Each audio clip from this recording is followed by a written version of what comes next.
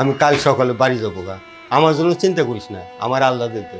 তোরা সুখে থাক, তোদের সুখে আমি সুখী। বাবা, আমি তোমার দুঃখ কষ্ট বুঝি, কিন্তু আমি বাবা অনেক কষ্টে আছি। আমি কারোর সাথে শেয়ার করতে পারি না, সেটা তো তুমি জানো।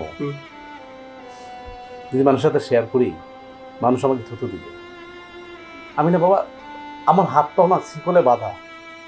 এই যে তুমি আমার বাবা, তুমি আসছো না, আমি পারতেছি তোমাকে বুকে জড়িয়ে ধরতে, না তোমার সাথে ভালো করে কথা বলতে। কেন বাবা, কেন? আমার বউ দিনের পরে দিন যে মানসিক টর্চারগুলো সে আমাকে করে, সেটা তো তুমি সবই জানো। তুমিও তো এখানে 2-3 দিন ধরে আসছো। আমি কিন্তু লজ্জা তোমার সামনে দেখা করি না, কেন করি না সেটাও জানো। কিন্তু বাবা, তুমি তো আমাকে এই শিক্ষা দাও নাই যে ভেজাল করা, ভেজাল খাওয়া, এইটা সেটা, মানে যত সব 2 নম্বরই কাজকাম তুমি আমাকে সে শিখাও নাই। কিন্তু আমার কপাল এমন হলো কেন বাবা? তার কিসের এত টাকা দরকার?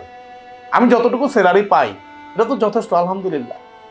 স্যার অনেক টাকা দরকার, অনেক কারি টাকা দরকার। শুধু তার না, তার বাবাও একই অবস্থা, আমার শ্বশুরও একই অবস্থা। যাই হোক বাবা, তুমি আমাকে মাফ করে দিও। শোন বাবা, মাফ তো আর কিছুই নাই। তুই যে নিরুপায় সেটা আমি ভালো করে বুঝি রে বাবা।